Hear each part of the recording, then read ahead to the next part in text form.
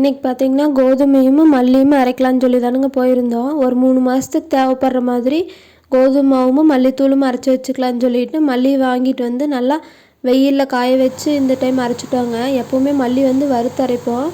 இந்த டைம் வந்து நல்லா வெயிலில் காய வச்சு அரைச்சிட்டோங்க. அடிக்கிற வெயிலுக்கு வறுக்கிறத விட காய வைக்கிறதே பெஸ்ட்டாக இருந்ததுங்க. அப்புறம் பார்த்திங்கன்னா கோதுமையும் ரேஷனில் வாங்கினது தானுங்க. வாங்கிட்டு வந்து நல்லா சுத்தம் பண்ணி வச்சுருந்துங்க. நைட்டே வந்து தண்ணியில் ஊற வச்சு ஒரு நாள் ஃபுல்லாக ஊறிங்க. காலையில் வந்து நல்லா வெயிலில் காய போட்டாங்க. அடிக்கிற வெயிலுக்கு ஒரே நாளில் வந்து கோதுமை வந்து நல்லா மொறு மொறுன்னு காஞ்சி வந்துருச்சுங்க. கோதுமையும் மல்லியும் கொண்டு போய் அரைச்சிட்டு வந்துடலான்னு சொல்லிட்டு கொண்டு போயிட்டோங்க. இந்த கோதுமை அரைக்கிற மிஷின் பார்த்திங்கன்னா இதுவே மாவு வந்து சலிச்சு கொடுத்துருங்க. நம்மளுக்கு இந்த சலிக்கிற வேலை அதுவும் இல்லைங்க.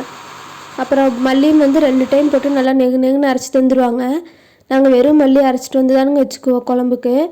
அப்புறம் பார்த்திங்கன்னா அங்கேயே வந்து சூடு ஆறி தானுங்க கொடுப்பாங்க. சூடோடு கொண்டு வந்தோம்னா நம்ம வீட்டில் கொண்டு வந்து தனியாக ஆற வச்சுட்ருக்கோணுங்க. ஒரு 10 நிமிஷம் சேர்ந்து வெயிட் பண்ணோம்னா நல்லா ஆறிடுங்க. அதுக்கப்புறம் நம்ம வீட்டுக்கு கொண்டு வந்து அப்படியே வச்சுக்கலாங்க. ஆற வைக்க வேண்டியதில்லை. நீங்களாம் வந்து என்ன பண்ணுவீங்கன்னு சொல்லி உங்கள் ஊரில் எப்படி பண்ணி தருவாங்கன்னு சொல்லி மறக்காமல் கமெண்டில் சொல்லுங்கள். இந்த வீடியோ வந்து உங்களுக்கு பிடிச்சிருந்துன்னா மறக்காமல் சேனலை சப்ஸ்கிரைப் பண்ணி சப்போர்ட் பண்ணுங்கள். மறக்காமல் ஃப்ரெண்ட்ஸ் அண்ட் ஃபேமிலிக்கு ஷேர் பண்ணுங்கள்.